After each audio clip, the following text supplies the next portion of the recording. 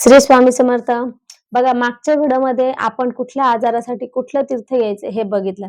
पण आजच्या व्हिडिओमध्ये ते तीर्थ बनवायचं कसं हे बघणार आहोत. तर चला आता आपण व्हिडिओला सुरुवात करू. श्री स्वामी समर्थ.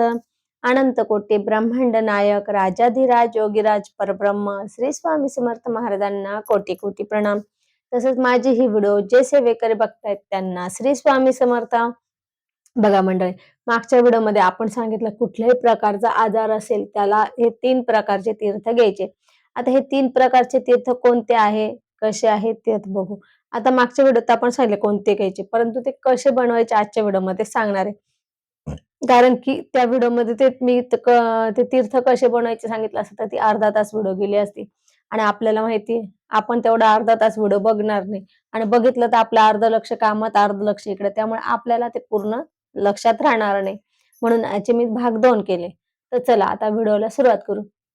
सगळ्यात पहिले आपल्याला धूमावती तीर्थ सांगते. धूमावती तीर्थ कसं बनवायचं हे बघा. एक पाटावर एक पाट घ्यायचा. पाटावर लाल कपडा ठेवा. त्याच्यावर एका फुलपात्रात पाणी घ्या. अगदी अर्ध फुलपात्र पाणी घ्या. फुलपात्र भरून पाणी घेऊ नका. स्टीलचा घ्या. तुमच्याकडे जर तांब्याचं असेल तर अधिक उत्तम. तांब्याचं जर फुलपात्र असेल, ग्लास असेल तर खूपच उत्तम आहे. आणि नसेल तर स्टीलचाही चालेल.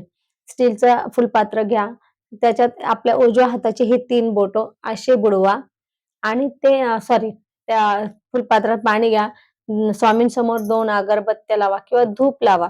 अगरबत्त्या कोणत्या लावाल? जर तुमच्याकडे केंद्राच्या अगरबत्त्या असेल तर लावा, नाहीतर धूप लावा. कारण की आता तुम्ही म्हणत आहे असं का सांगता? तर केंद्राच्या अगरबत्त्यामध्ये आता आपण बाहेरच्या अगरबत्त्यांमध्ये बांबूची काठी असते, जी काडी असते ना बांबूची असते.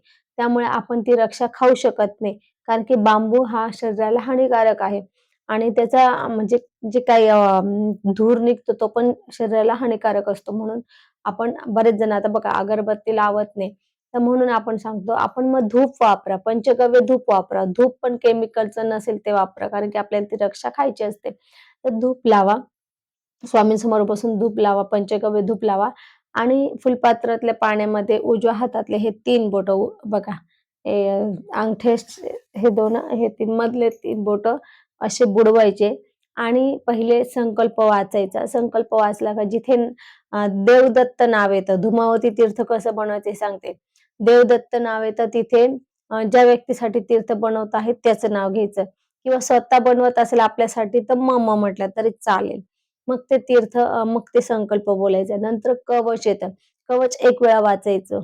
कवच 1 वेळा वाचायचं. त्याच्यानंतर माला मंत्र येतो. तो माला मंत्र जे आहे तो 11 वेळा वाचायचा आहे. माला मंत्र 11 वेळा वाचायचा आहे.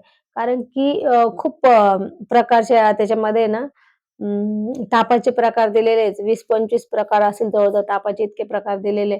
विषम ज्वर, काटेरी ज्वर, पाटेरी ज्वर असं खूप काही-काही ज्वर आहे ते. तर हे सगळं आहे ना, तर हे सगळे त्याच्याने जात असतात. परंतु त्यानंतर आपल्या शरीरातले बऱ्याच काही म्हणजे रक्ताची कमी असेल तुमच्या शरीरामध्ये किंवा रक्तामध्ये कुठल्याही घटकाची कमी असेल तरी तुम्ही हा धुमावती तीर्थ घ्यायचा. ब्लड मधले काहीही कुठला घटक कमी असेल, प्लेटलेट कमी झाला असेल, काय जे असेल ते बीपी असेल, शुगर असेल, त्यांनी धुमावती तीर्थ घ्यायचं. आता बघा, धुमावती तीर्थ कसं 11 वेळा माला मंत्रात हे 3 बोटं उजव्या हाताची 3 बोटं बुडवले की 11 वेळा माला मंत्र बोलायचा.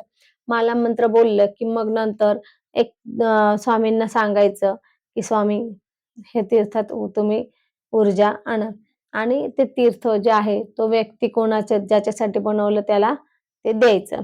त्याच्याबरोबर जर तुम्ही पंचगव्य जर लावला असेल तर पंचगव्याची थोडीशी नॉर्मल रक्षा टाका. अगरबत्ती लावली असेल बाहेरची तर टाकू नका. फक्त पंचगव्य धूप असेल तर टाका. रक्षा टाका. तर असं आपल्याला धुमावती तीर्थ बनवायचे. त्यानंतर वल्गा सूक्ताचे तीर्थ. आता वल्गा सूक्ताचं तीर्थ पण तसंच करायचं आहे. आपल्याला वल्गा सूक्त म्हणताना सुद्धा असंच फुलपात्रात पाणी घ्यायचं आहे. उजव्या हाताचे मधले 3 बोटं बुडवायचे आहे आणि वल्गा सूक्त वाचायचं आहे किंवा समोर पंचगव्य धूप लावायचं आहे आणि एका डिशमध्ये आणि वल्गा सूक्त वाचायचं आहे 11 वेळा. 11 वेळा वाचायचं आहे आणि ती रक्षा त्या पाण्यात टाकून घ्यायची आहे. समजलं? त्यानंतर आता महामृत्युंजय मंत्राचं आहे. आरोग्य यंत्राचं तीर्थ आहे. 1656 यंत्र त्याला आरोग्य यंत्र म्हणतात. ते पण अभिषेक पात्राच्या खाली ठेवा. त्याच्यावर महामृत्युंजय मंत्राचा अभिषेक करा आणि ते तीर्थ घ्या. आणि तुमच्याकडे अभिषेक पात्र नसेल तर एका फुलपात्रामध्ये पाणी घ्या. त्याच्यामध्ये ते बुडवा, म्हणजे ते बुडेल इतकं ठेवा आणि त्याच्याकडे बघत आपण महामृत्युंजय मंत्र 1 माळ म्हणायचा आहे. ओम त्र्यंबकम यजामहे सुगंधिम पुष्टिवर्धनम उर्वारुकमिव वंदनान मृत्युर्मुक्षीय मामृतात.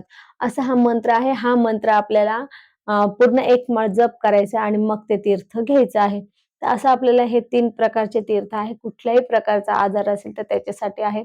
अतिशय अतिशय पॉवरफुल आहे हे तीर्थ आणि खूप जणांनी अनुभव घेतलेला आहे. स्वतः मी सुद्धा अनुभव घेतलेला आहे आणि आम्ही प्रश्नोत्तराच्या माध्यमातून जेवढ्यांना देतो तेवढ्यांना सगळ्यांना अनुभव आलेला आहे. त्यामुळे आपण हे तीर्थ श्रद्धा आणि विश्वासाने बनवा आणि आपण ते तीर्थ घेत चला. तेव्हा तुम्हाला चांगले अनुभव येतील. तुमचं सगळं आरोग्य म्हणजे एकदम तुम्ही ठणठणीत बरे व्हाल. कुठल्याही प्रकारचा आजार तुम्हाला राहणार नाही. फक्त तुम्हाला ते काही 108 दिवस असे घ्यायचे आहेत. 108 दिवस शक्यतो घ्याच म्हणजे पूर्णपणे तुमचा आजार जाईल आणि त्यामुळे कसं होईल, की थोडे दिवस घेतलं की नंतर परत उद्भवत असतं म्हणून 108 दिवस घेतलं तर हा पूर्णपणे गेल्यानंतर परत उद्भवायचा प्रश्न येत नाही. म्हणून आपण हे तीर्थ नक्की बनवा आणि अनुभव घ्या आणि आलेला अनुभव आपण कमेंटमध्ये टाका नक्की. असो आज आपण इथेच थांबू. झालेली सेवा स्वामींच्या चरणी अर्पण करू. आपल्याला जर माझा हा व्हिडिओ आवडला असेल तर लाईक, शेअर, कमेंट करा. माझ्या चॅनलला सबस्क्राईब करा. श्री स्वामी समर्थ.